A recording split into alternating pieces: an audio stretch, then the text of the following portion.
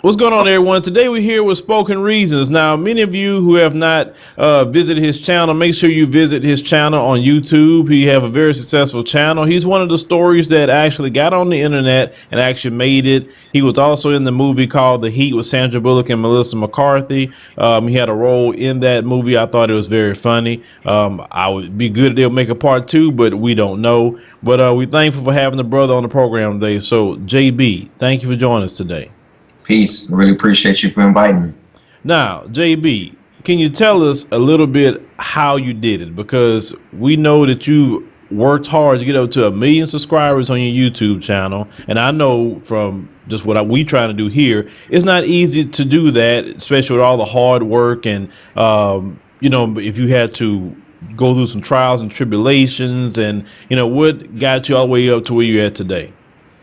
Well, I started doing YouTube around 2008.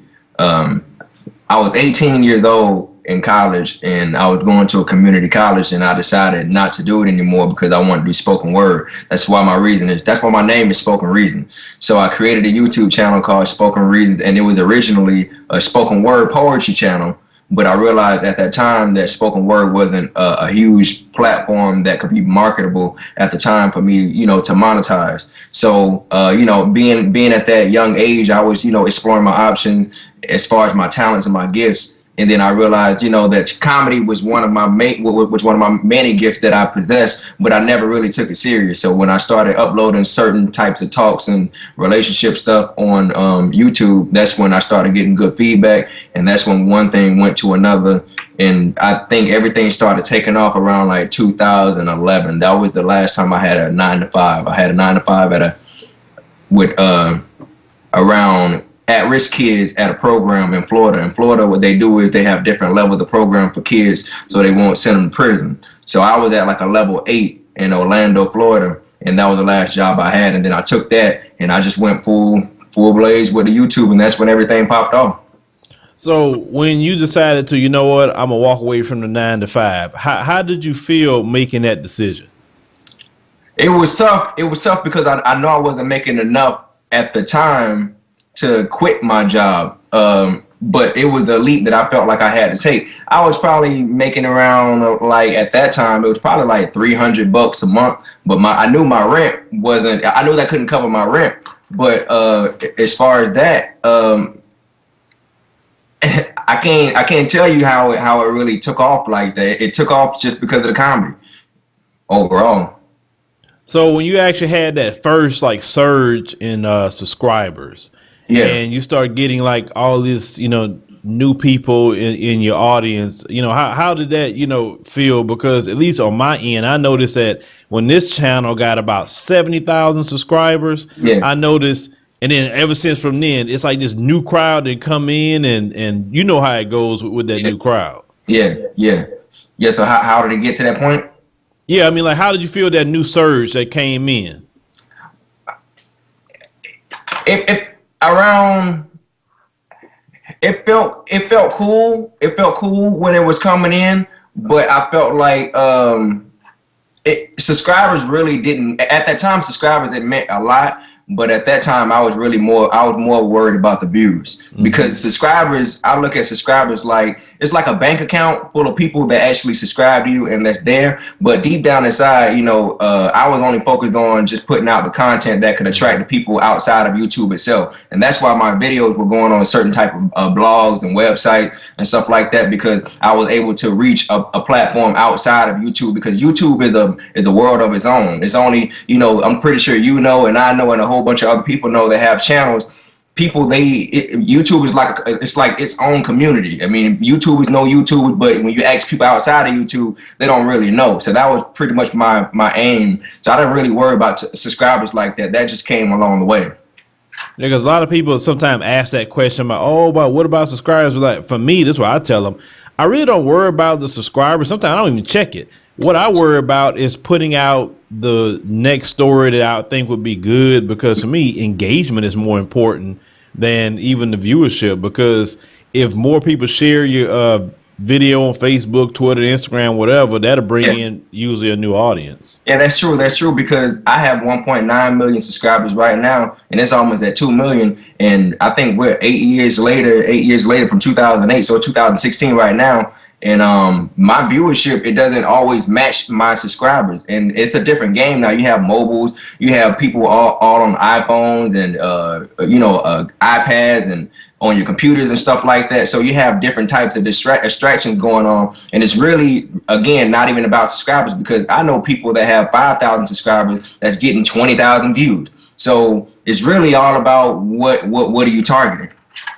Correct, and most people don't understand about YouTube is that because from my research, it depends on what genre you're in, but I noticed that you would get probably 5 to 7% in viewership of what your actual subscriber number is, at least from my research on a lot of different channels. Yeah, that's you say what? I said that's true. Yeah, because you could look at a guy like PewDiePie who got the most subscribers out of everybody. Yeah. And he do not get how many, I think he got 30 million or 40 million subscribers. He don't get that in every video. And that's what people don't even understand about that number. So, you definitely want to keep putting out, a good amount of content.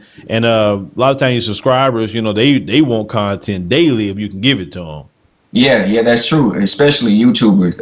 YouTubers, for some reason, they have to be more consistent than anybody. I would say on any other platform, just because of how it's built. I mean, when you look at it now, I say what's probably getting the most viewership now on YouTube now in 2016. I would say probably the vlogs of people recording their everyday lives, because what it's doing is attracting people that watch TV, and they watch reality TV shows. So, I mean, being consistent with no matter what you do as far as doing vlogs, skits, whether you're doing daily news, that's what your YouTubers, that's what your people are there for, because it's like modern day television on your screen. People, they don't have time to check into their television sets anymore to check to see what you're doing, because they have options now. So now they can get on their phones and and really check for you. And people don't understand, YouTube is called YouTube. You do whatever you decide to do. If you don't come up with a plan or an agenda for what you want to do Monday through Sunday, then you're going to have problems as far as your viewership and your consistency on there, because that's what it's all about. You create what you want to create because it's your own network. And that's what people don't understand. People worry about these networks and what's going on. It's a bunch of networks that want to go out and grab your channel and put you on board, but they're not understanding that you're your own network. And that's another type of talk that we can get into right now. If you're aware of that, I'm pretty sure you're aware of networks, right? Oh, yes, I am. Yeah. So networks today, they're just like record labels. I'm no longer with the network. When I first got on, I was first by myself. I was always an independent person as far as my brand. But at the same time, I had networks hanging over my head that wanted to, take me to another type of platform. Of course, they'll come with all kinds of resources and say, I can do this, I can do that. And I'm not saying anything against anybody, because there are some legit networks out there that can help you if you have a plan for what you want to do. Mm-hmm. But overall, I would say if you're your own brand, you're your own creator, you might as well create something for yourself and figure out your own infrastructure, because the way everything's going now, they're doing it in a way where YouTubers are now the new rappers. They're the new artists. They're the new Prince. They're the new Whitney Houstons and stuff like that. And we have to be mindful not to give away our platforms and our brand, because these networks, they're only here to sabotage the majority of us. And if you don't try to figure out a way to how to get inside the contract and get your own type of percentage out of the brand or the network itself, then you're going to have problems. So I would say for everybody out there, if you're getting all kinds of emails from networks itself, look into the contract and only see if they can benefit you. Yeah, because I'll tell anybody that now we, got a part of a network, but we negotiated our own, percentage. And yeah, and that's really, if you can't go in negotiating and get a good deal out of it, just walk away from it. I tell anybody that. Look, like with our situation, we sitting good. I can't complain about it. And that I don't expect, if anybody get involved in the network, don't expect them to do nothing for you. Exactly. You gotta do it yourself. Just only thing I noticed with the network versus by myself, let's say before I had got a part of one, was they kind of get, I got exposed to a lot more with the platform. That's about it. But it's still dependent on you. They can't do nothing for you. I see people join networks and like, they didn't do nothing for me. I'm like, well, how is it this guy's part of the same network and yet he's doing this? It's like, it's a difference with you, not with them. Yeah. That's true. That's true. It's all about how you go into utilizing how you want to create your brand and put it out there. For some people, it's beneficial. For some people, it's not. It's just really all about, picking and choosing what's right for you. It's all about your situation. Yeah, and read your contract if you're part of that. Read it if you got ownership. Read it all, because don't just sign something just to be a part of something. Now, I mean, whether you get a car or whether you get a house or whatever it may be, read, because a lot of people get so screwed because they didn't read. Yeah, that's true. That's true. Make sure you get your lawyers too if you ain't got them. Exactly. Now let's talk about just the climate itself here in America, and even in relation to doing YouTube. We noticed that at least from 2008, to say at least when you started, to now, it's like night and day. Yeah. and so how is your audience responding to the climate in America from when you just basically to have fun online to now it's serious as hell now? I mean, it's like real now. My audience, the way they respond to it, they have to understand I'm still a work in progress. So one, I'm still young. I started YouTube when I was 19 years old. I'm 27 now, and I still have a youthful appearance. So I looked at an interview with David Banner said at a radio station. He said everybody's going to be a walking contradiction because you're going to grow, and that's true. So my content has never been coonery type of content. I would put things out there to make people laugh and hee hee ha ha. But at the end of the day, I had dark comedy substance. Dark comedy is basically comedy with substance. It's like Chris Rock type of comedy, or Eddie Murphy or something like that, or Paul Mooney. But now I'm at a point where I feel it's a bigger picture. My whole goal from the jump was to grab a large mass of people, but also make sure I'm feeding them the right things. My whole thing was I didn't want to go too far into the industry or into Hollywood for my own good. I feel like some people, what they can do is they can be here today and they can be gone tomorrow. And that's only because a lot of these people, these child stars, I would say child stars in particularly, because they start so young that when you're going too ahead of yourself, you don't have enough time to catch up as far as maturity and growth. And I feel like I was going through that point as well. So when people get the shift and not understanding it, even though I understand that my biggest brand is comedy, I still have those fans around. My whole thing was just being consistent, and that was it. The only thing I liked was just the consistency. The way they're taking it right now, they'll take it, but also I just kind of keep it balanced with the comedy. Correct, because people don't understand that in life we all grow, and let's say some videos I probably made in 2012, 2013. Yeah, I probably wouldn't even make those videos today, or even have those opinions. Now, some things I've made in the past that say, "Ooh, I wouldn't agree with that today," but I think it's good to leave it up because it shows your progress, as a human being, as you grown and changed.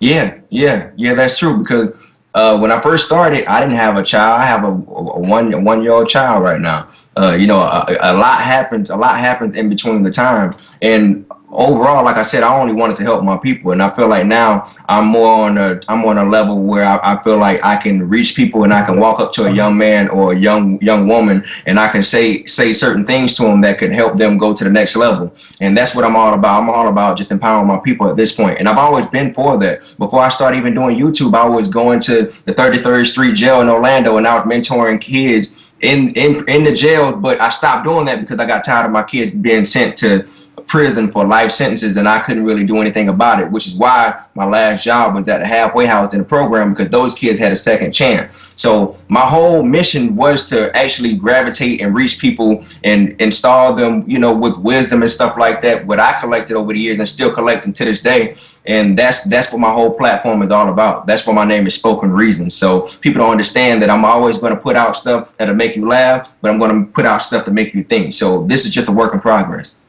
Now, let me ask you a question. When did you realize that what you say really carries, or you would have to take actual responsibility on what you say? When did you realize that?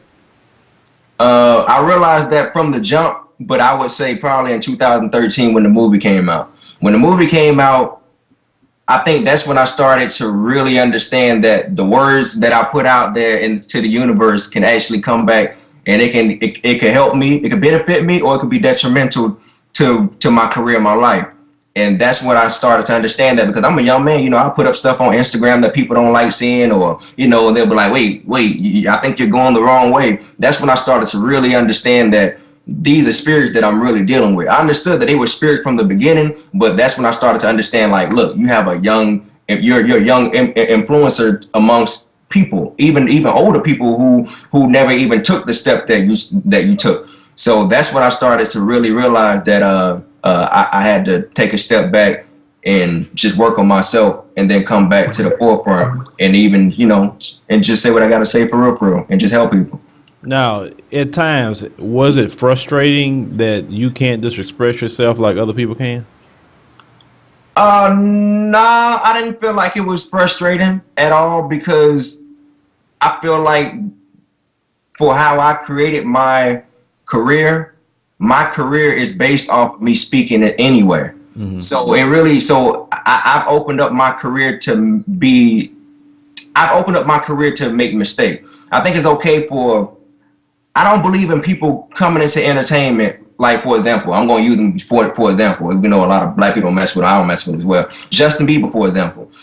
When Justin Bieber first came in, he had a little mushroom haircut, and, you know, throughout his teenage years, people started being like, dang, he has a joint in his hand, or dang, he's dating, or dang, he's hanging around black people. That's only because you didn't know the real Justin Bieber. You didn't know his career was set up for him to not make mistakes. So when you prep up this image of someone being the Mr. Perfect little white male that like all the little white girls that send hugs and kisses, then you see him with a joint in his hand, then he's now set up for the media to be, you know, for a downfall. And I've always put my career in my own hands. I don't want it to be in their hands where they can set me up and say, well, look at him, you know, he's smoking weed, he's doing this, that, and the third. No, I'm gonna make my own mistake. So I feel like that's what I created my platform to be.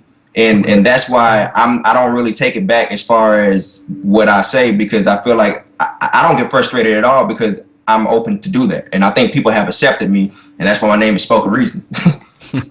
So now, all the climate we have right now, we know, with a lot of the police killings, you know, Black Lives Matter, a lot of people, you know, growing and opening their eyes to a new reality in America. How do you feel in regards to maybe in your position helping further movements of, you know, social justice, or just awakening the eyes of our people? You mentioned David Banner earlier, how he really doing that now.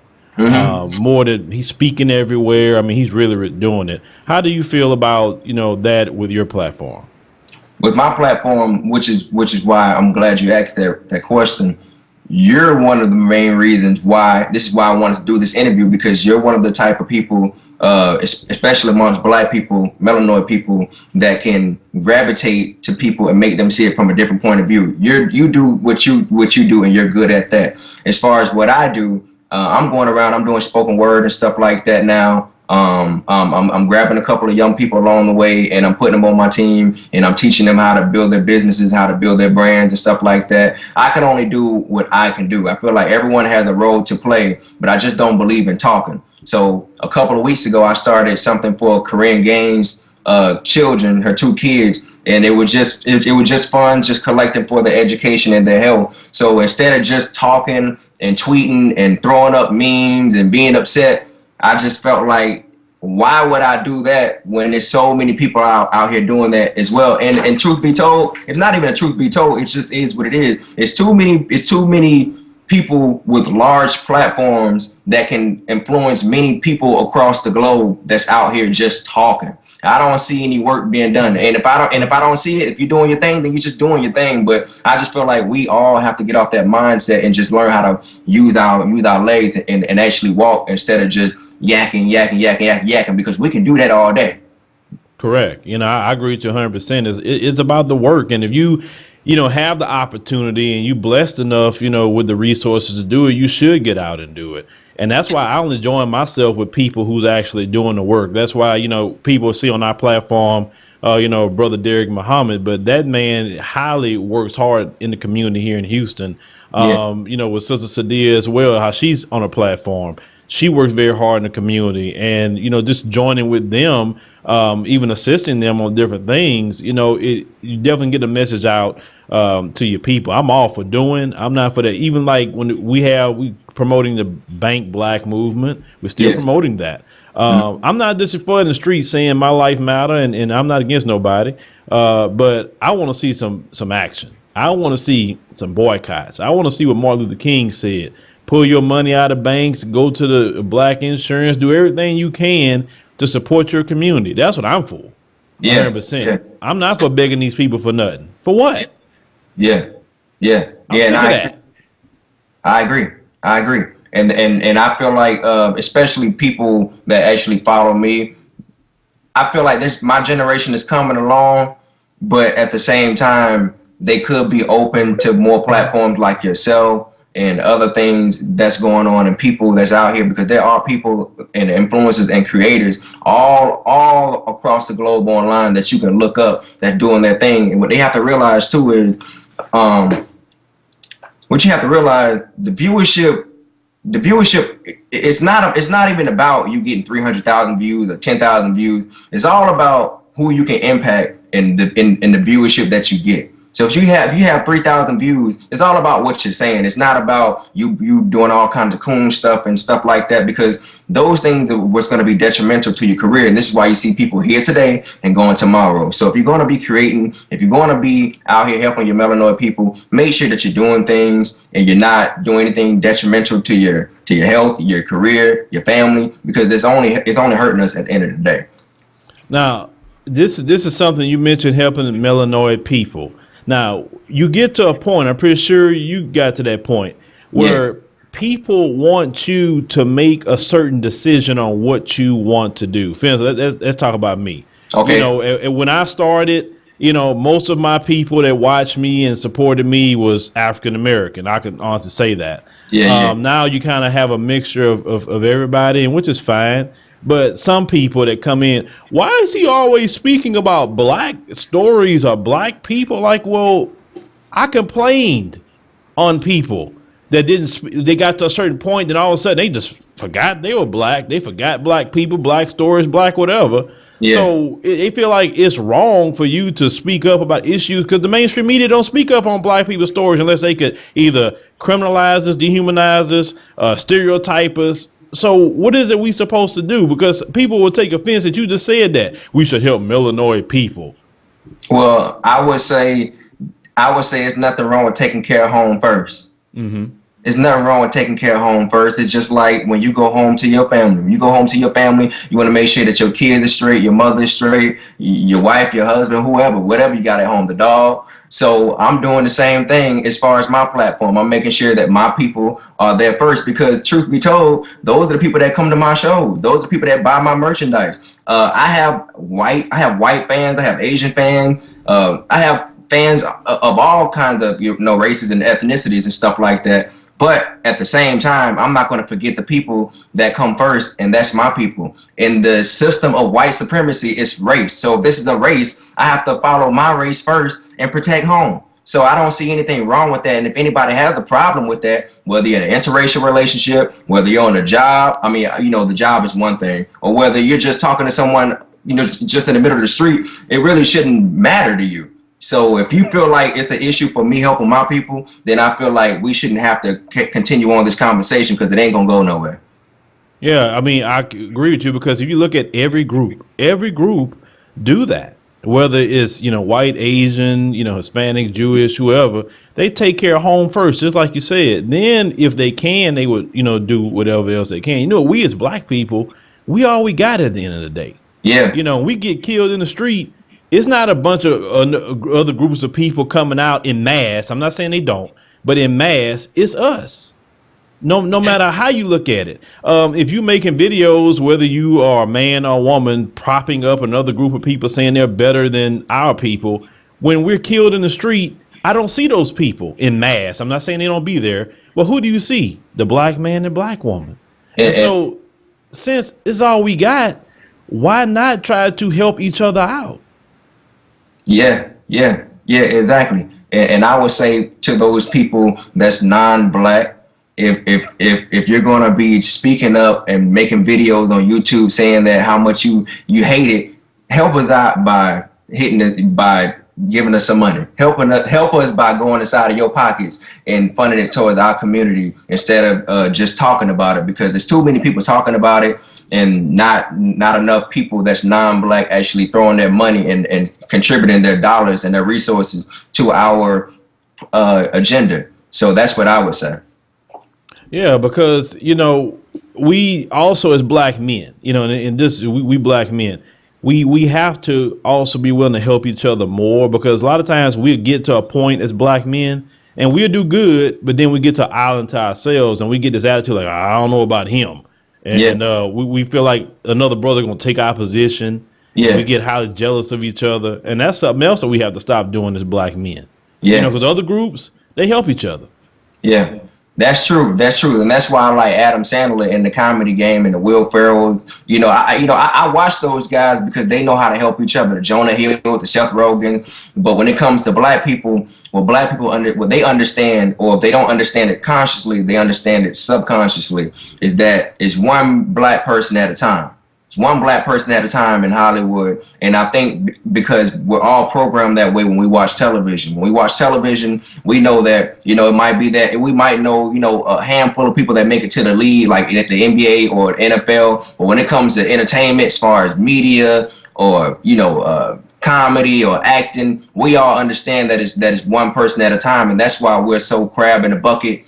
That's why we have that crab in the bucket mentality amongst each other, because we can't stand to see one another rise to the top. So I do agree with you when it comes to that, because there's not enough people that's actually joining hand in hand and making something happen. I would even say, just as far as the comedy game or acting game, like, people have to bring together their resources, and that's why I would have to question people. Like, I don't hate them, I don't dislike them. I'm very inspired by them, but I question people like Denzel Washington and Will Smith, because I wonder why they don't bring together their resources to make a movie. But I understand why they don't as well, because they'll be stepping out of pocket, and it's one person at a time, one black person at a time. And I mean, it sucks, but at the same time, we can't do something about it. Well, I have an issue with that. Why? Okay, if you made all your money, I mean, shoot, you good. If you manage your finances, you good. Okay.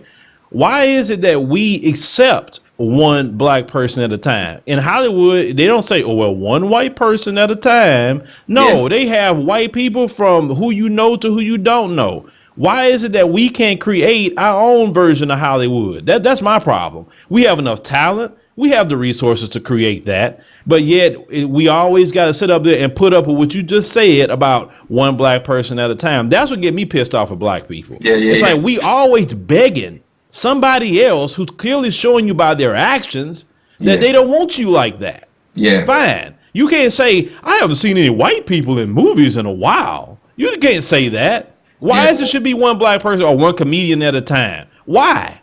There's many people out here who's funny. Why can't we create our own stuff? That's all I'm saying. And I would absolutely agree with you on that.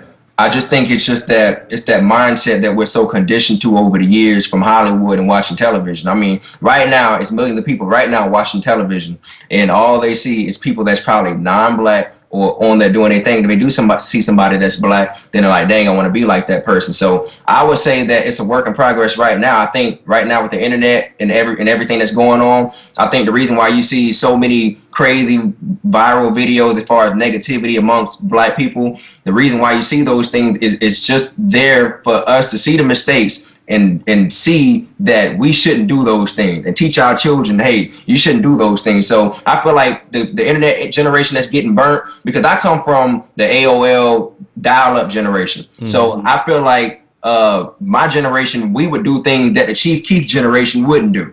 And I feel like when they get older, their kids are going to know, like, you know what, I'm not going to do that. So I feel like with everything going on as far as the police killing, the police brutality in the middle of the streets of black people dying and stuff like that, I think those are things that we need to see to help us unify and bring it together. And I think that the dominant society, I think they see that, and that's why they're becoming smarter and more strategic when it comes to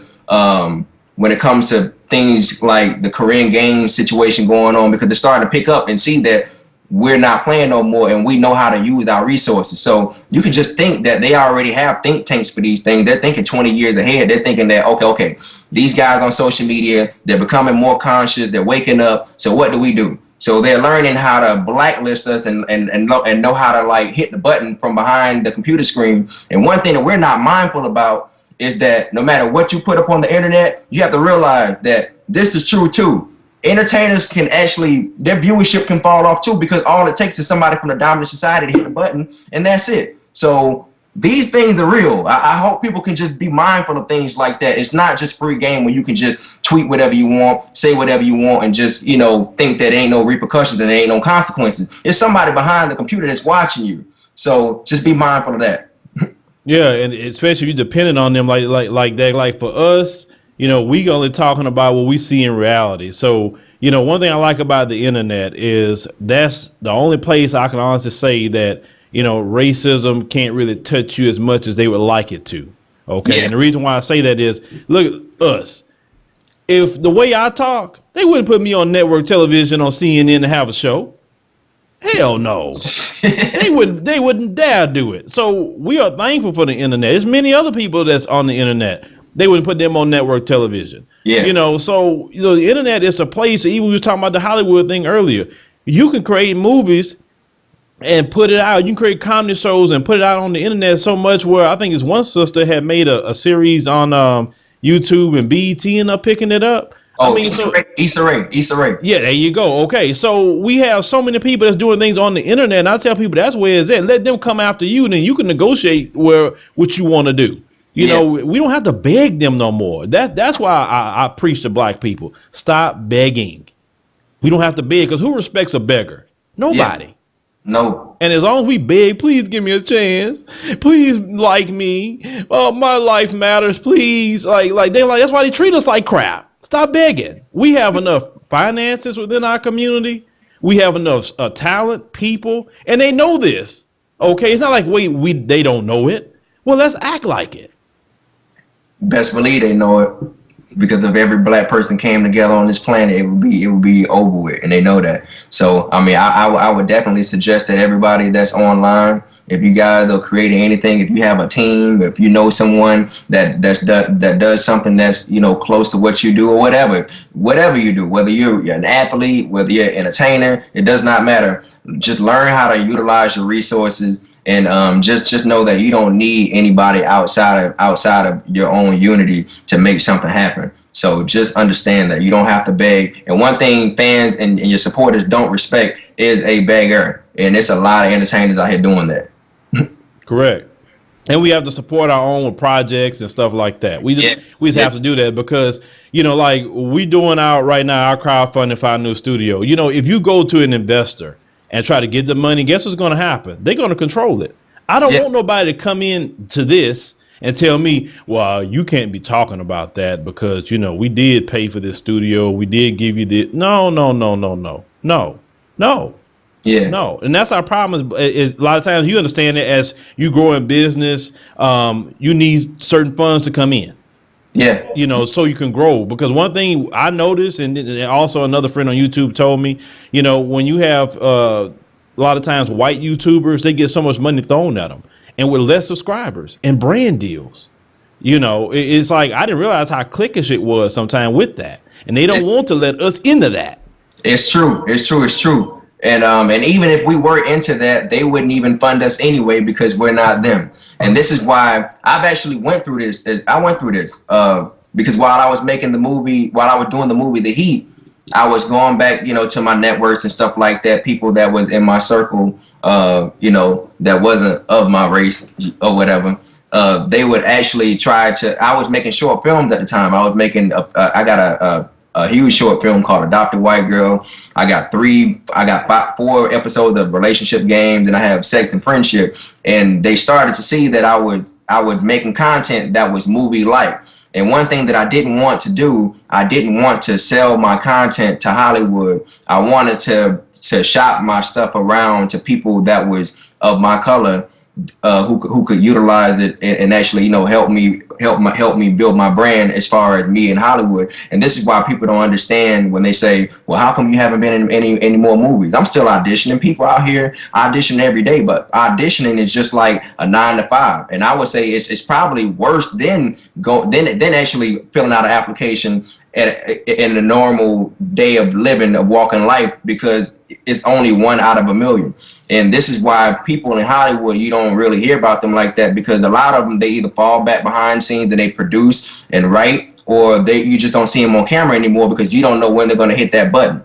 And that's why I always try to let my fans and my supporters know that you have to support the people, especially someone of your color, to make sure that they can maintain their platform. Because if you don't support them, if you're just watching us on YouTube and you're not funding us and our brand, then how can we keep something growing for you all? And that goes back into that melanoid empowerment. So I feel like what Nate Parker was doing, I think the guy name is Byron Allen. I'm not going to, you know, be too judgmental on his decision, but I would say a smarter decision probably would have been better if he had went with Byron Allen, if that's the guy's name. Yes, his name. Because you know, you don't shop your film. I understand when he was doing the whole Nat Turner thing, but you don't shop your film to the dominant society and don't expect for something to happen. And I think everybody who's conscious, they all knew that was coming. So now we can expect anything to happen, all because he gave his script away. He gave his film away. They could do anything to it because you don't technically really own it anymore because it's not in your hand. And this is what all of us have to do. We all have to keep in mind that if you're going to be making your own film, don't just be mindful that if you're going to sell it to them, make sure that everything in that contract goes according to how you want it to go. And even then, it may not go how you want it to go unless you deal with people of your color.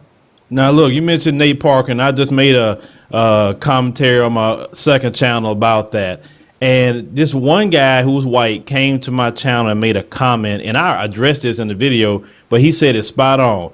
He said, well, about the movie, why do we want to see a movie about black people killing white people? We have enough of that going on as it is. I say, oh, there it is. That's it. Yeah, that's exactly what it is. You see my face on that. Hey, look, exactly what it is. Because, you know, it was okay to have slave movies of black people getting beat. Never say we don't want to see no slave movie because we don't want to see white people doing it to black people. It's going to make them feel bad. We never heard them say we don't want to see black people getting hung in a slave movie because it's going to make black people feel bad. We got too much of that going on. None of that. But when it's a slave revolt movie, oh, no, I don't think. And I knew that was going to happen because of the tensions we have right now. And black people go see Nat Turner like, man, I ain't putting up this crap either. You know, like that. And they go say, you already fear Black Lives Matter. I mean, I don't know why they fear them, but they do. You know, they fear people speaking like me and you right now. They fear that. You know, they're going to say, oh, they just want to help black people. They're racist. Like, okay, we don't control anything in this country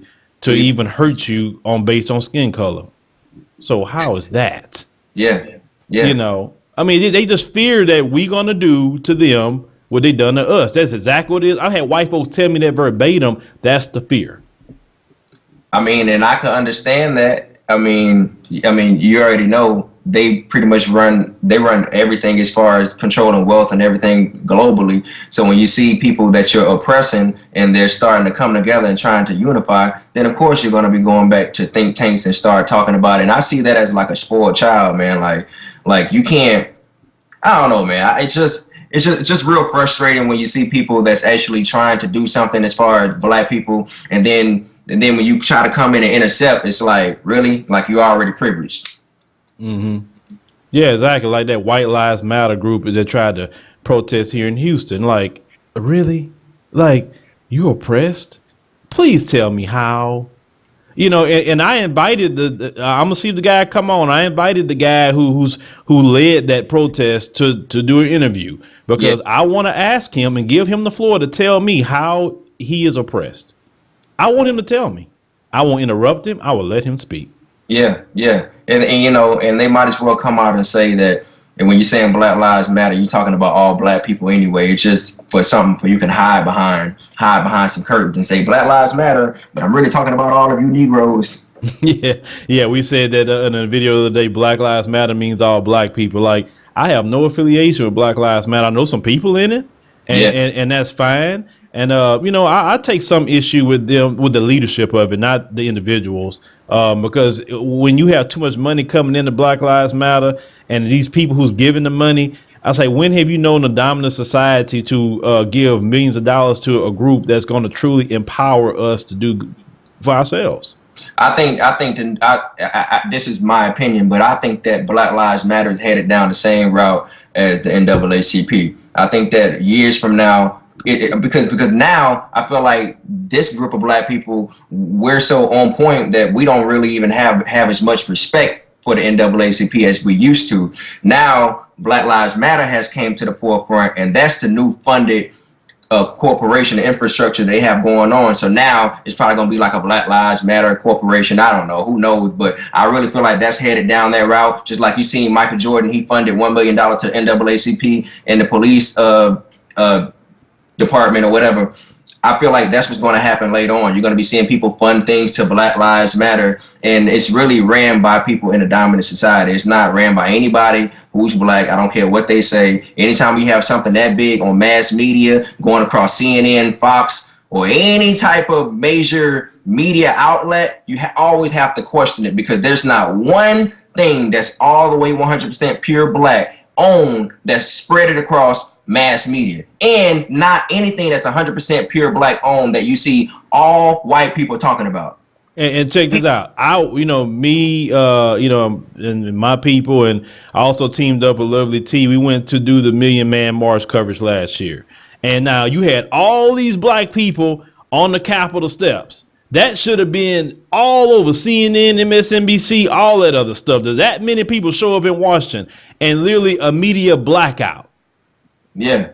And that tells you right there, if they was really for, how is it that Black Lives Matter get all this coverage, but when Farrakhan bring that many people out, it wasn't just Black folks. I seen white folks out there. I seen Hispanics, Native Americans, all these people out there. You don't cover it. C-SPAN, yeah, maybe TV1 was out there as well, but their cameras was out there. That's the killing part about it. All their cameras was out there because they were waiting for Black people to act stupid. Oh, yeah. And then they're going to cut them on. Oh, look, the Negroes are tearing up Washington. I had talked to a Black cop, like they was ready. Like he told me, look, the FBI's out here, CIA out here. He telling me all who was out there in hiding, literally, and to watch if Black people gonna act stupid, and yet they didn't do anything wrong. They were itching for it to happen. Yeah, that's what they're waiting for. That's what they're waiting for. They're waiting for. I mean, they always have the C's and the recorders going, just waiting for us to act up, because they know that they can benefit and monetize off of our negative behavior. But anything positive that's pushing us to the next level and making us evolve, they don't want that to be spread amongst their people, because then it's not going to do them any good. So what I would say is, could you even imagine what it would be like if a typical redneck in Milwaukee or Florida or Georgia or Alabama, if that came across their television set? Could you just imagine any person that's white, if they were in like a small town, because the majority of the cities in every state, they're all small country town, the majority of them. So if you just go into their mind, if they were to see stuff like that on television, just imagine how they would react. It will be something new that we will all witness the next day when we walk outside our house. Mm-hmm. Yeah, I mean, and also too, and I was just referring to that, they were so dirty, and I figured that junk out. They shut all the cell phone communication down just in that area of when they had the meeting at and everything. But the moment Farrakhan finished speaking, all the cell phones start working again. Like they were ready. They were ready. They start killing us out there. They don't want you live streaming nothing. I mean, that's how serious it was out there, bro. I mean, so I get it. So with Black Lives Matter getting all the money, like we're saying, and George Soros Open Society Foundation gave $33 million. Now they're about to get another $100 million. I'm like, and yet we're not seeing it in the community.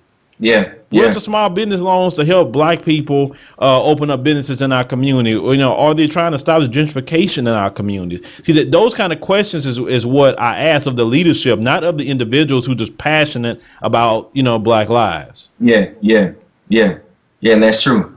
That's true. I absolutely agree with all that. I mean, I don't really, and as far as leadership, here's my question. Do you feel like Black people should have leadership as far as in our community? Should we have a leadership organization? I believe they should be people in the forefront to do some leadership, but that leadership should be a person who is really about the people. They're not trying to make no money, but we all should be on one accord. In other words, if you are in a leadership position, you should have 3 or 4 or 5 brothers that could take your place if they strike the shepherd. Because what they used to do is strike the shepherd so the sheep can scatter. So they have adopted, okay, well, we killed King. We seen what happened. We made him a martyr. We allowed Malcolm to get killed. We made him a martyr. So we're not trying to make them martyrs anymore. So let's see if we can just corrupt them. Let's see if we can give them money. How Al Sharpton has been exposed of receiving all this money so he won't protest. And that's dirty. Like, you couldn't give me no money to tell me stop protesting. Yeah. I feel like I actually feel like too, as far as social media, I feel like social media is the new crack epidemic. I feel like all the memes and the little, and this is why I have to kind of question comedy too, because I feel like the way the dominant society has used rap to poison our kids, I think that's what's happening in comedy now. Comedy has always been like that, but I don't think we question it. We raise our eyebrow enough. The only thing we point out is just the Black men in dresses and wigs and stuff like that. But we have to understand too, our children, the kids that are coming up now, the young people, their minds are totally poisoned with all the silly stuff that's going on right now because of all the negativity that's going on, because all the platforms that they're going to, it's limited resources for them to really tap into positive things, because all they have is just detrimental things that they can tap into. Well, I think comedy is good because laughter, is definitely a medicine. And it just depends on how you do it, and are you just really selling out, or doing it for yourself. I joke around too, like everybody else. I mean, I love to joke around. I even have my little channel that do that. Okay, and that's fine. That started off because the people request me to do something that's not so serious 24/7. I can do that just for fun. So there's nothing wrong with that. It just, the thing is, as long as we are in control of it. Because you mentioned hip hop. The problem with hip hop is you had white and Jewish people took over that genre of music. Bill Clinton signed a telecom bill, and Black radio stations literally became non-existent. They start controlling what music came in there. So it went from a conscious music to this trash that we have today, unfortunately. And that's why they pollute that. They don't sit up music out to their community talking about raping and killing and drug dealing and all this other stuff. They don't do that. Okay. But in our community, that's okay. And we have to look at that. My thing is, music is fine, but we have to do it independently, so they don't have control of it. Because think about it, if a guy does music and he sell his album and sell like 1 million record sales, well, he keeps all the money because the record labels rape you. And Prince had showed you that, and Michael Jackson was smart on some things too. And then if you be smarter than them, mysteriously you come up dead. So why fool with them? Prince get his masters back, and all of a sudden he end up dead. Michael Jackson, he owns half of Sony and own the Beatles, and all of a sudden he ends up dead. I agree with that. I think that where I was coming from as far as the comedy thing, I feel like that they're polluting the comedy game as far as it's just like what we said as far as you don't agree with it either. I don't either. We don't have to be a part of the whole one Black person at a time. But I feel like what they're doing is, it was something that Tariq said a while ago. He said the money is in the cooning. Oh, it always have been. And that's what I mean by that as far as comedy. I feel like the kids nowadays, especially nowadays, we feel like that we have to buck dance our way up and do all kinds of things that are detrimental to our career. And that's what white people, that's what they want. They want that kind of stuff so they can put that on television, so they can, prep you up, give you the money that you need, and they can make all the money off of you. I feel like the Chappelles and the Chris Rocks, those are the types of people that they don't really want to take over the industry like that, because at a certain point, Chappelle had to pull out. He had to pull out because he was staying true to himself. And I feel like that was the only conflict that he had with Comedy Central, because at the end of the day, Comedy Central was white owned. He was putting out content that he wanted to put out 95% of the time or 90% of the time, but it got to a point where they were kind of like pulling it back, saying, all right, you're getting a little popular, we can't really let you do it like that because you're getting too real, you like a Richard Pryor. And I feel like they don't want cats like those taking over the game of comedy as far as black people, because what that's going to do is that's going to wake up a whole generation of it. And that's why it's a handful of black people that, you know, really truly, well I would say a lot of black people that respect people like Dave Chappelle, but at the same time, it's almost probably over 60% of people, kids walking around that feel like putting on a wig or buck dancing is the only way to make it in Hollywood and make it in comedy. And what that's doing is that's influencing other kids and other people amongst your color to do what you do because they want to make a buck, because they want to get out of a situation. Yeah, but see, what we have to do is, number one, show them that's not the way to go. Don't be licking up massa every chance you get, trying to get in the house. But one thing I've noticed in the society, see, with this current climate we have right now, these lines are being drawn in the sand. And every day these Charles Barkley types and these Stacey Dash types are starting to get exposed. Like recently, Roger Ailes from Fox News is being one of the people in a lawsuit, a big sexual harassment lawsuit. And it came out that he called Stacey Dash the black girl. Yeah. You know, like, you know, good and well, you know who she is, but he calls her the black girl. Every time you look up, these coons and coonettes are starting to get exposed. Because you're not, because Massa is not faithful. He's not. He will betray you every time and laugh at you. I had a white nationalist tell me one time that, you know, we'll use black people like that, but we don't trust them, because how can you turn against your own race for somebody else? Yeah. I said, hey, I agree with you. That's true. That's true. I agree with that. So we can't, so as long as we don't coon in front of people and show them, you know, you could be successful without cooning, trust me, they don't like that. Yeah. That's true. You know, so, you know, brother, like I said, we got to definitely, some, you know, a lot of people probably going to definitely want to question you on some things. Where can people find you at if they want to continue the conversation?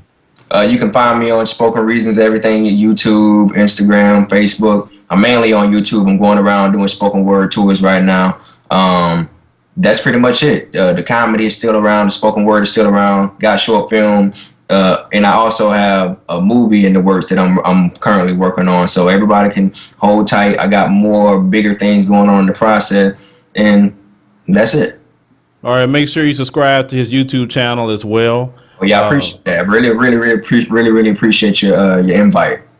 Oh yeah, no problem, brother. We always trying to have good brothers on, good sisters on. It's good to have somebody within YouTube who has made a success for themselves, you know, to definitely speak to our audience. So make sure you go to his social media, check him out, send him a line, subscribe to his channel, and see you next time.